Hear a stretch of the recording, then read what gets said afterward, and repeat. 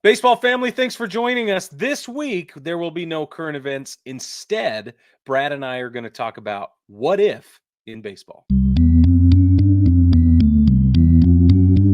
9 Plus Us presents the Baseball Together podcast with your hosts, Blackjack Brad and Kansas City Little Big Briggy Blue Eyes. And now, Baseball Together. What's up, baseball family? Welcome to another episode of the Baseball Together podcast. And I'm Brig, duh. I got the Brad Master over here with me. He's a little stuffed up today. How are you, though, Brad? A little stuffed up, but I'm good. I'm good. The reason I'm stuffed up is because I got outside, so I guess it's kind of a two-edged sword, but I'll take it. Why would you do that? The outside is the bad place. It is the bad place.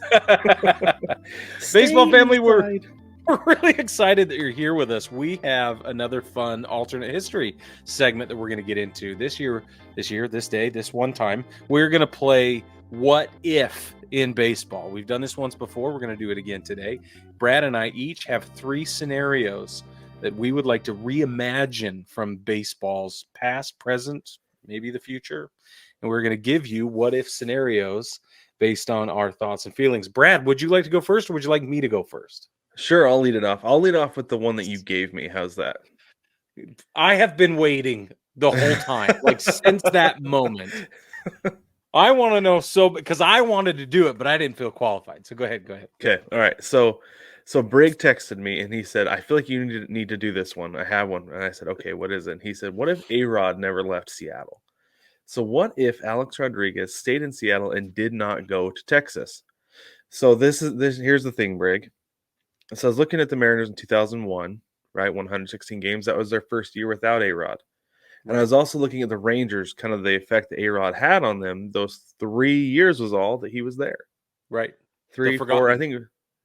Yeah, like zero impact on that team. However, Right. I feel like it's because of the guys he had around him.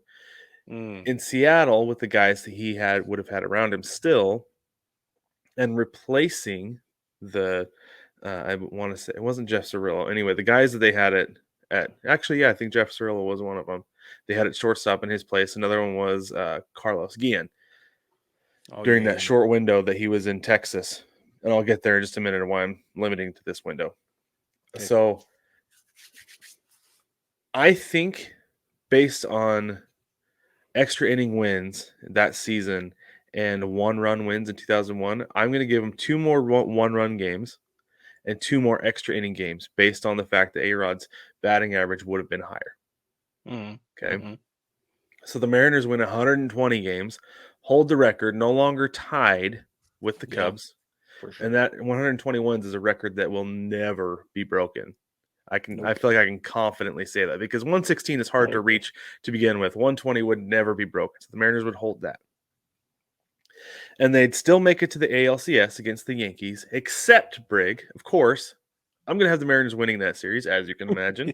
Of course you are. Yeah. But the reason I feel like this makes sense is because they platoon shortstops in that series, and the shortstops combined for 2 for 15 in the ALCS. Ooh, okay. That's ugly. If A-Rod has 1 hit in 4 games, based on where he would have been in the lineup, that's a sweep. The Mariners could sweep the Yankees. Wow. 1 timely hit in each of those games, which you can pretty much count on A-Rod getting, especially at that point in his career. For sure. Right? Because he was considered one of the top 3 players in baseball at the time. So you put him and Ichiro and Brett Boone together, that's a lethal combination against anybody. I don't care who you have pitching. So they go on and they play in the World Series. They sweep the Diamondbacks. So 2001 World Series champions. 2002 goes the same. Win 93 games, miss the playoffs because the A's went crazy that year, won the division. And the Angels had a pretty good year in 2001 or 2002, made the playoffs. So then let's get to 2003. They win a few extra games against the A's, who were really, really good. Win a few extra games against the Angels, had a couple of 1-run losses. And you, like I said, account for timely hits from a guy like A-Rod in the lineup. You're going to get a few more wins when you have talent surrounding him. So they win the West and make the playoffs. They lose to the Red Sox in the division series, which is where the A's ended up losing to the Red Sox. Yeah. And the Red Sox go on to lose to the Yankees. Yankees win the World Series in 2003. This is what happens, though, is after that series, there's a fight in the clubhouse between Alex Rodriguez and Brett Boone Okay. about steroid use. Ooh. Okay. Okay. And A-Rod goes to management and says, it's either he goes or I go. And true to form in Seattle, Mariners, the owners and management, all of them say, well, he's cheaper than you. You're Yep. gone. You're Yep. out of here. So they ship him off to New York, and A-Rod has the same New York career that he has, right? Everything goes exactly the same. It's just that he doesn't have the Texas part in his resume, and he's already got a World Series championship to his name. Yeah. Now, the Mariners, in return, the Yankees make the exact same trade because it happens on the same day. The Mariners, in Okay. return, get Joaquin Arias and player to Yeah. be named later, Alfonso Soriano. Oh. Those are the two guys that the Yankees traded to the Rangers Yeah. for Right. Alex Rodriguez. So Alfonso Soriano spends his best years in Seattle, never goes to Mhm. Chicago, none of that. And despite the upgrade in the outfield, because they move him there before anybody else does, the M's aren't much better than what they were, even though he has a bright spot on some pretty bad teams.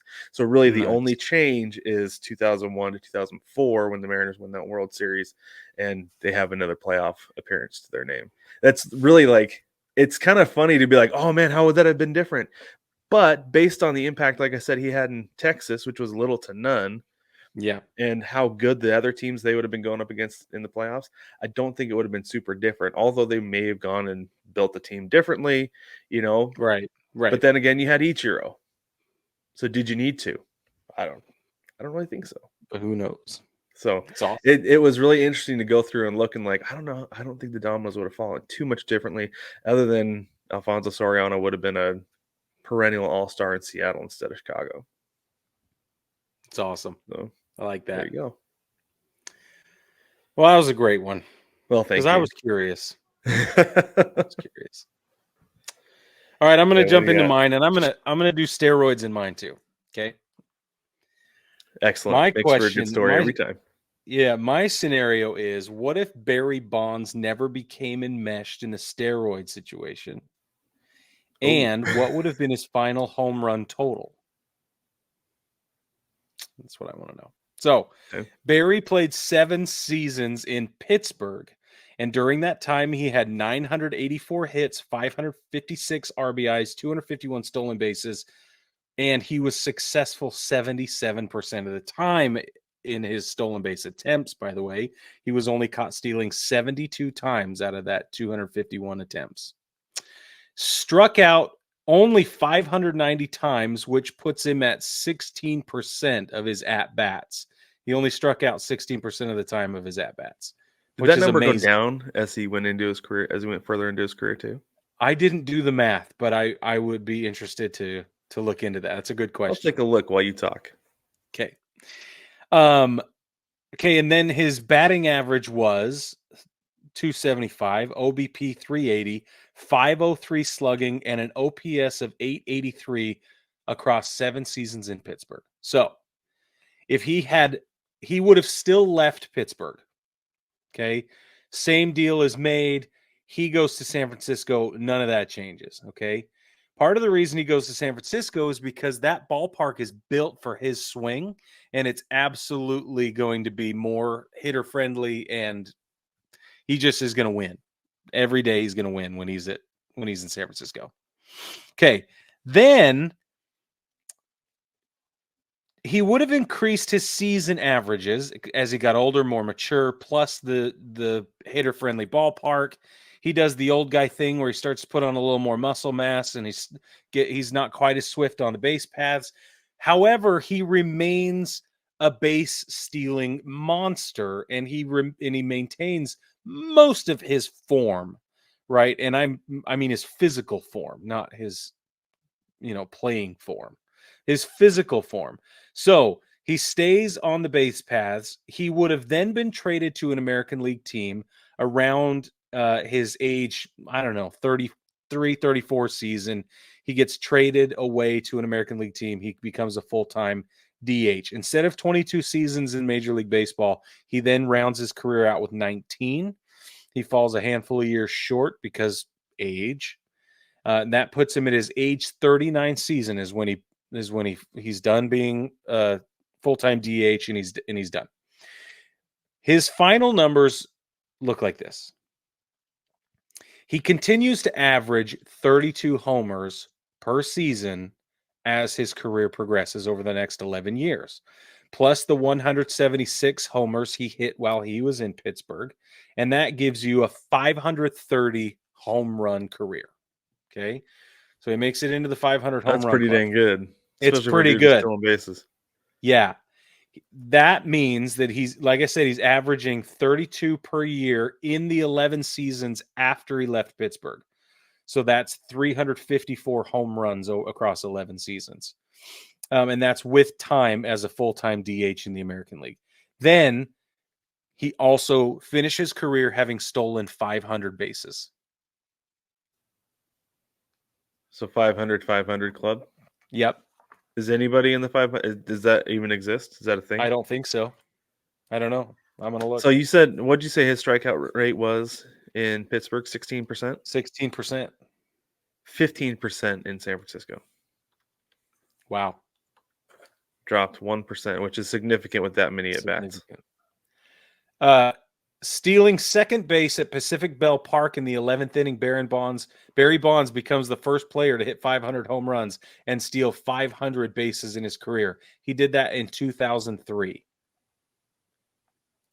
He's the only one. So he still was the only guy to do it. Still. And in my alternate history, he's still the only guy to do it, but he does it a lot faster and on a more steady average, for sure. It's nuts to like people say all the time, like Barry Bonds was a Hall of Famer before steroids, and you just proved it. That it's with it's a trajectory that's exactly how things would have gone. It's undeniable, and I think that the scenario I came up with is a 100% plausible in what he would have done. So yeah, for sure. He was Ricky Henderson with power. That's right. That's exactly what he was. That's exactly what he was at clutch moments too. And you put him on big teams, easy. It's insane. Easy a Hall of Famer, no questions. Yeah, absolutely. That's insane to think about that. Wow. All right. Do you mind if I go with my next one? I really. It's gonna be hard to top after that, but okay. I don't know about that. So my next one is, what if divisional realignment never happened? As in, we still had the AL West, the AL East, the NL West, the NL East. We still had two divisions in each league. Okay. I'm very excited. Okay. So, but the difference is that rather than just going straight to the league championship series, we added two wildcard teams. For sure. Okay. And the way that those two wildcard teams are added is there's just one additional team in each division. So it's not, so you can't have three teams from the West and one team from the East, right? Right. It's got to be two from each. And you go in, you play like the divisional round, and then you play the league championship series. Okay. Yeah. And then you go to the World Series. So, and this is, so I did some looking here.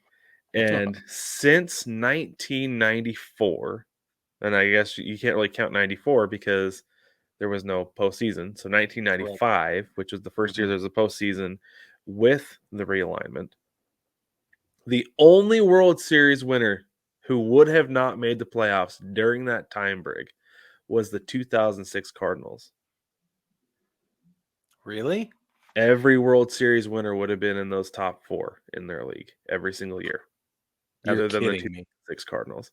So I looked at what the playoffs would have been that year. The American League would have been the Yankees, Twins, White Sox, and A's. The National League would have been the Mets, Phillies, Padres, and Dodgers. Okay.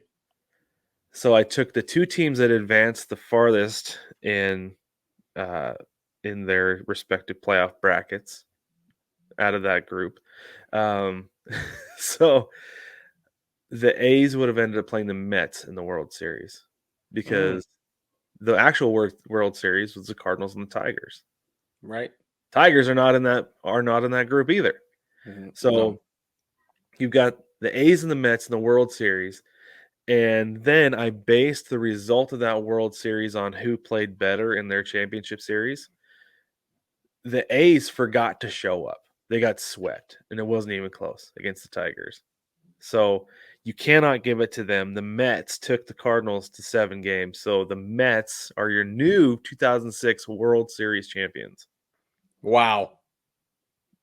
So Congratulations. not a whole lot of storytelling going into that one. Mostly just research and conjecture, right? Yeah. And transitive properties. But yeah, I thought it was really interesting to look at that, look at how things might have been differently. And of course, like you've got to account for the Brewers being in the American League the entire time, the Astros being in the National League the entire time, right? Right. Which I didn't do necessarily, other than just being like their Sure. record in their current spot as it is.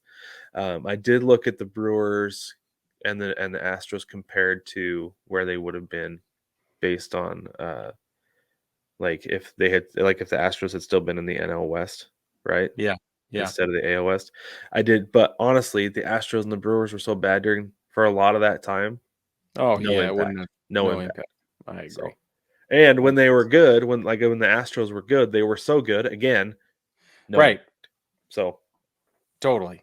yeah, it's fascinating though. It was really interesting to go year by year and look at the standings and be like, oh man, yeah, that team wouldn't have been in the playoffs that year. That's interesting. I like that. And the Mariners have several more appearances, as I've said over the years. Yeah. Right. Yes, we know that. Anyway, go ahead with your next one, Brig. Hey. All right. The question I asked myself is, what if international leagues like Korean baseball, Nippon, whatever, if they did not have foreign-born player limitations? Ooh, I like that a lot. Yeah. Here's what happens in that scenario. Brad Players goes and plays from in Italy. What? Brad goes and plays in Italy. Right. Okay. No, see, that's exactly what happens. You take the amateur pool and you spread it out among all of the nations who have baseball federations of any kind, national baseball leagues. And they have other teams and they have, all this stuff, right? And what you end up with is a World Cup type scenario that becomes the World Series. It is no longer just a United States baseball, Major League Baseball held and, whatever World Series truly becomes a World Series. And the format of the tournament ends up very similar to what we have with the World Baseball Classic. Okay, so just for the sake of storytelling, let's just say that it is the exact same format. But in this case, there are way more teams involved, and the talent pool is way more spread out, which means the farm systems in each league are more robust, which means the excitement to get into those leagues and play for those teams is more acute, and everybody's winning. Everybody. Okay, so what ends up happening also is that now you get superstars that are signing all over the world, because not only now do you have incentives to play other places, and there's different financial capabilities with different federations and different lifestyle accommodations and all kinds of weird player priorities, right? But then on top of that, you end up with players can you imagine if Mike Trout signed in Venezuela and then he still got a chance to play on the top stage during playoff scenarios, right? Every 4 years it came around, like the World Baseball Classic, right? Just like the Olympics, just like World Cup. And it's just this big, enormous barn burner deal, and the whole world's watching. Everybody's paying attention. Okay. In between these tournaments, what ends up happening is you have a very, very similar format to like the Premier League in soccer, in football back in Europe, and all over the world they do this, right? Where you have different teams. They each have their own city. They're representing their own local community, and then they move up or down based on how well they do aggregate against everybody else. And so what happens is the National League in that scenario becomes the lower league in the United States. The American League becomes the Premier League, right? The Champion League, or what, I don't know what the terms are in soccer. The Premier League, yeah. The Premier League is the American League. The Champion League would be the National League, just to use the parallel. And teams move up and down every so often, depending on how well they do. The same situation happens across the world. And then the American League and the National League play in other tournaments as well, but you also have the All-Star game still happens, but it's now much more, ethnocentric or Mhm. whatever, like, It local. could be like US versus the world, like what MLS does. Yeah. Exactly. Yeah, Yeah. exactly. And then think of what happens when you do have uh like Olympics-based scenarios where you can represent the team that your heritage comes from, or maybe the team you live because you live there now, or whatever. I just think it would be so cool. Then divisions would be battled out for their own miniature championships, their own clout. They have their own rivalries, etc. And then that all of this would require more teams to be in more cities with more robust farm systems, a greater level of minor league play, which would basically remain the same, but competition would be better and it would be worldwide. And we're like, the US is now bringing in teams like Greenville Drive. They're like, holy crap, we have to go try and sign this kid out of Cuba or Venezuela because this is our little club. And they're not really affiliated with a big league club anymore. They're now their own Okay. little group. And then they're buying and selling and trading up and down. Yeah, that's what happens. I like that. So there's no vertical system. It's all kind of amoeba where it can go It's anywhere. That's right. And everybody's moving all over the place, and who can spend more and whatever. Yeah. I like it. So it really becomes like international soccer a lot. Just That's exactly cool. like it. Because Yep. especially because European soccer is such a cool, like, I like how every country has its own league, right? Like Mhm. there's Spain, Italy, and England are like the big ones, Yeah. Yeah. but they all come to, and I think Germany is the other big one, but they Yeah, all yeah, come Germany. together for their tournament every year. I think that'd be Yep. awesome. That'd be really Exactly. cool. Yeah, and it's not a World Cup scale, but it still matters, Right. right? Because Yeah. the more meaningful games you have, the better off you're going to be, and the more money, obviously, the owners are going to make, Right. and that's all they care about. And I think they would go Right. for it, but makes for more better baseball for fans. That's cool. Well, and then more fans, yeah, more fan engagement, more fan interaction. And then I was playing this out further to the economics, and I was like, okay, but what if we had our own sports bars, like pubs, that were dedicated to the club?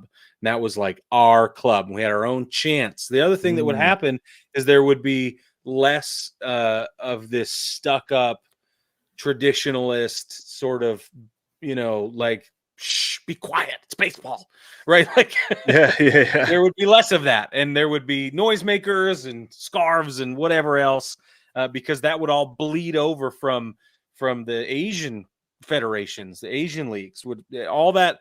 Everybody's Yeah, communities would mix, and it would all just create this new thing. It'd be really fun. that's really cool. I like that. That sounds like a lot of fun. Yeah, I thanks. think we're a few years away from something like that because It's I not think here that would yet, be, that's for sure. yeah. But I think it's more realistic than my last one. I don't think my last one was ever going to happen. My next one.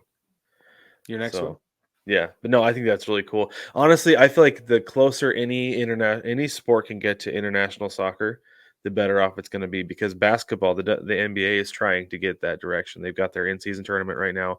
They're drawing heavy influence from Europe because a lot of basketball players are from Europe and they Right. like the way the systems are set up over there. So like, let's incorporate it, make these For guys feel sure. more at home, and it really works. It works really, really well. I think relegation could do wonders for competitive balance across all American professional sports. I love relegation as a It's concept. it's such a great concept. I Yeah. agree. All right, my last one, my number 3. Okay. What if Michael Jordan had stayed with baseball? No. Oh. How's that for a Oh! segue? Woo! That was a dude. It was like that was you alley ooped yourself just I to did. You're right. continue this. That was Yeah. off the backboard. Boom. Anyway, so so first things first. Did you ever watch the 30 for 30 Jordan rides the bus? No, I haven't yet. I have not yet. Okay, if you're a baseball fan, if you're a basketball fan, if you know who Michael Jordan is, you got to watch it. Yeah, I've Like been meaning to for sure. any or all of those three, you got to watch it. Okay, it's Okay. fantastic. One of the The things bus they he talked bought. about, right? Yes, the bus he bought. Yeah. So one of the things they talk about on that is that toward the end of his time in the minor leagues, like because he kind of is like the butt of a lot of jokes, right? Like Oh yeah. he had a hard time, and they even poke at this with Space Jam that he had a hard time hitting the curveball. But Yep. let's be real, who doesn't in baseball? Everybody has a You hard get time. to the top, everybody has a hard time hitting the curveball. Yeah. Okay, but they talked about in this documentary that he kind of started to figure it out. He got a lot better at it towards the end of his time because they sent him to play in the Arizona Fall League. Mm-hmm. And so let's say he continues, he plays in the Arizona Fall League, he does really well, like he actually did. For And sure. then when the 95 season is starting to roll around, they offered him a spot as a replacement player. And he specifically said, I am part of the NBA Players Association Union. I cannot cross a picket line. And that was what got him to go back to basketball. Yep. Was that he's like, I'm not going to play as a replacement player. If I'm not going to have a chance to play in spring training, I might as well go back to basketball. So he did. Right. Yep. So let's say Brig instead, he decides to forego basketball altogether. He just says, you know what? I'm going to keep working out. This baseball thing is really headed in the right direction, and I can play baseball a lot longer than I can play basketball. Fact. Yeah. And as we know, he played basketball for a really long time. Yeah. Really. He was Really old guy. Yeah. Oh yeah. By the time Yeah. he was wearing a Wizards uniform. So he says, you know what, though? I'm not going to be a replacement player, but I'll go to spring training again. And I will earn my spot on the big league roster. And he does. He gets called up in 1995, ends up playing for a bad White Sox team. They have nothing to lose, bringing up Michael Jordan because he is the biggest draw in Major League Butts and Baseball. seats. Oh yeah. Everybody wants to see Michael Jordan play baseball, whether it's good, bad, ugly. They don't care. They just want to Yeah. see Michael Jordan in person because he sticks out like a sore thumb on the field at that time because nobody was 6'6". Yeah. Nobody. Frank Thomas was close, but that was like it. Right. Right? So everybody wants to see Michael Jordan. He puts butts in seats. And because he can play for a whole lot longer, his career is not over in 2002, 2003 when he stopped playing basketball. Yeah. I forgot to look, but it was, like I said, with the Wizards. Instead, he can play all the way through to the 2005 World Series team. And by then, yeah, he's an old guy, right? He's one of the older guys on the team, but he is hitting for average. He's hitting for power because when he played for the Birmingham Barons, he still hit 3 home runs that year. He struck out Yeah. 141 times in like 245 games, which Yeah. isn't nearly as bad as what it's been painted out to be over the years, That's correct. especially Yes. given today's game. So Oh man. No kidding. so he's got himself a spot on the roster. Frank Thomas is no longer with the White Sox. He becomes the new DH on this 2005 team. They win the World Series. He becomes the only player ever to win an NBA title and a World Series title. However, you go to the NBA side of things. The Bulls still only have 3 titles. Scottie Pippen does not make the Hall of Fame. He's seen as second fiddle, nothing else Oh. in his entire NBA career because he's not able to go on and win another title with anybody else or really do much of anything anywhere else. And there is no Jordan LeBron debate. LeBron comes up and he's his own guy. He wears number 6 day 1 in the NBA, and he goes on to become the greatest player in NBA history. There is no debate. People say, well, okay, maybe Kareem, maybe Bill Russell, because Bill Russell still won more titles and Kareem was the greatest scorer ever. Well, but LeBron ends up passing him. LeBron James is the greatest basketball player of all time. No question, no argument. More well-balanced, more athletic than anybody. That's it. Kobe Bryant, maybe. But then Kobe Bryant has a completely different game because he modeled his after Jordan. So he's a completely Exactly. different player. I was just gonna say that. Yeah. So Kobe Bryant is maybe even a better scorer, a better defender than he was. Maybe Kobe Bryant becomes the greatest player ever, and there's no debate. But there's sure no Jordan LeBron debate. And the Bulls stuck at 3 titles forever. Holy crap. The impact on basketball. Crazy. Holy And Gatorade. cow. And the sneaker And industry. the sneakers. Yes. Holy crap. But Space Jam still gets made. Oh, yeah. Yeah, you can't. Absolutely no. The only difference is that he gets called up instead of going back to the Bulls at the end of the movie. There's literally no world. I can't imagine a world where that movie is not a part of Or the other option, Brig, with Space Jam is it doesn't get made until Kobe Bryant gets in the league. Stop. I need Bill Murray, which means it has to have been made when it was made. Without Bill Murray, that movie flops. Probably. I'm just kidding. No, it's great. But Bill Murray was fabulous. He's fabulous in everything, let's be honest. Yeah, to be honest, yeah. Okay, this is my last one. That was your last one, right? That was my last one, yep. Okay, that was a great one. I loved it. That just really well thought out. And I'm going to meet you there because I saved my most complicated one for the end. Oh, excellent. I have 3 contingencies. 3 variables. Okay? To the question, what if Shohei Ohtani had not signed with the Angels? Oh. Yeah. Here's what I think are 3 different possibilities. Okay? Number 1, and I'm going to read this. He signs with the Yankees instead. He decides, let's go after the money. I know I didn't necessarily want a big market, but everybody's pushing me toward it. Culturally, that's the place to play. Like, let's just do it. They want me. Give me whatever I want. Let's do it. The Yankees would have still had playoff appearances since his acquisition, which means 2018 to the present, they would have had playoff appearances every year. They would have gone deep. Yeah, they would have gone deeper in 20 and 21 and would have won the whole thing in 2019. Okay. 2022 would have featured a disappointing showing, as was the case this year. And you can't win a championship behind one player, and it would have been made exceptionally evident in New York, just as it was in Anaheim. Okay. And despite the championship, Shohei Ohtani, would still be testing the market and would still leave New York for a better culture when he becomes a free agent. No matter what, he still tests the market. He still leaves New York. He wants a better culture, a more comfortable market, and a team nearer Japan, as well as a team that will offer him more influence than the straight-laced, do it our way New York Yankees. Okay? He wants that. That's what happens if he ends up signing with New York. Okay. They win a championship in 2019. They're in playoffs every year up until 2022.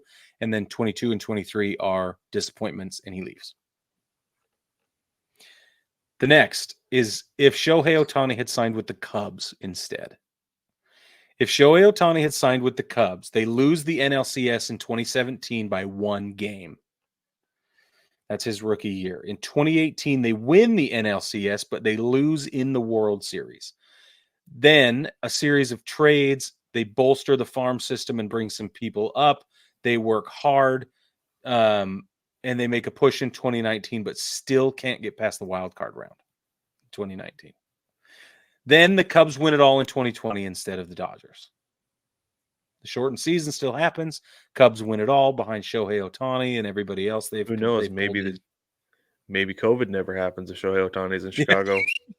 Yeah, you're right. I don't know. A time traveler moves a chair, Brig. Yeah, that's right. That whole thing. I'm going to keep that in mind for next time. Not only do the Cubs win it all in the shortened 2020 season, but they win it all again in 2021. They keep the same crew. They keep it all. They go back to back, 2020, 2021. Then his free agency is far less certain because now he's got 2 championships in Chicago under his belt. He loves the smaller market. He loves the culture. He loves the people, loves the town, everything, but it's cold. He does not like that. So it's still a competitive free agency. He still really loves Chicago. And he becomes instrumental in bringing Yamamoto to the friendly confines. They win it all in 2024. Wow. Does Kodai Senga, or not Kodai Senga, Seiya Suzuki, does he go to Chicago as well? Yep, he is all the same. Everything else stays the same. Okay. Fascinating. Yep. So They you get have this one little more like, team? I You have have one more one more team? team. I have one more. If he had signed with the Dodgers instead, Okay. here's what happens. He loves winning. It brings him nearer Japan, and they've got that laid back culture that he kind of likes, right? It's not too laid Yep. back, not laid Right. back enough Yeah. that he's going to lose, but laid back enough that he can relax. Okay. California cool. The Dodgers win the World Series in 2017, 18, 20, and 21. Do the math. Just look at it. Okay. You're right. I mean, No, seriously. yeah. Because they're getting him for a steal. He's still under tons of club control at that point. So they don't have to make any really big roster moves or changes to the lineup. They cut a little bit of fat off the bottom end, pays for Shohei Ohtani. He produces at the same level. They win it all in 17, 18, 20, and 21. Dude, they win in 19 too. They might. Yeah. In 2022, he starts dating a girl he met at the ballpark during spring training. Ruh-roh. She's a total normie. She's not famous. Okay. Okay. But he loves her, and she loves his dog. She loves him and his dog. They keep their courtship secret. They fly back and forth between LA and Phoenix every chance they get. But she cannot stay with him during the season because she runs Bisuturo at the Biltmore, which is a swanky Japanese restaurant. Okay. Her family, also Japanese. You see what I'm saying? So she's bilingual. Then she and her team are managing the menu, ambiance, marketing, and privacy of high-profile guests like Shohei. That's how they met during spring training. Okay. Okay. Her schedule is constantly slammed, and he's always gone. So their relationship actually flourishes because of the separation, and they're able to focus on their careers while they let their love slow burn, and they get married in 2025. Nice. I thought you were gonna be like and then he's got everything he wants. He's got a bunch of titles. Yeah. He's got the girl. He Then he retires it. after 2023. Goes back Nah. to Japan, and after 2025 they get married. Okay. They get married in 2025. You know, he brings home a handful of championships. He becomes Is he the a greatest Dodger player. for life in that scenario? He's a Dodger for life. He becomes the greatest player in the history of Major League Baseball. They give him all of the latitude to make all of the decisions regarding him and his usefulness to the team, his body, what he can and can't do on the field, what he wants to do on his days off. They give him a lot of influence with obviously clubhouse culture he's going to take care of, but also with strategy. He brings in a tremendous draw to the stands, sells crap loads of merch in Japan and in the States. He becomes a worldwide sensation, more than he is now. Right. And he becomes a black hole, a magnet for all of the Japanese players coming for the international free agency into Los Angeles. Because he's going to do this, he's going to do the Ichiro thing, and he's going to be like planting his flag. He's like, here we are. This is me. Yeah. And everybody's going to be like, I want to be with him. I could see that happening. Yeah. Absolutely bunch of titles. Like I feel like that's what they were short those years. That's right. Was like a pitcher and a hitter, and you get both. Right. And you think about Kershaw's abilities or inabilities during the playoffs, Shohei Ohtani shores that up. Bada bing. Yeah. That's all you need. Yep. Yeah, I think you're right. You have inspired me for the next time we do this, though. If Shohei Ohtani goes to Seattle. In fact, I'm going to put it on my list right now because I had a fourth one that I was working on today that I didn't get to. Because I got to work it out some more, but it has to do with expansion. Ooh, going to a different city. Oh, I love it so much. There's a tease for you. So I'm putting this on the list just below that, and we'll get to it next time. I don't know. It'll probably be like 6 months from now. I think that was the last time. Yeah, I was gonna say Who knows when it'll be, but baseball family, stay tuned. We love doing these what ifs. Tell us what you think of our what if scenarios. What do you think of our alternate histories and future projections and different crazy things that we've come up with? Brad and I are both writers, so we love to dabble in fictional reality, and we surrender to the fictional dream almost every day. So thanks for surrendering with us. Yeah, and if you have one that you want us to make up, drop it in the comments, and we'll include it next time. We'll make something up for you. Because like Brig said, we like to make up stories. So that would be a lot of fun to give us like a prompt for that, and we'll take it and run with it. It'll be a good time. Sure. And who knows, maybe somebody will prevent COVID from happening. That'd be fascinating.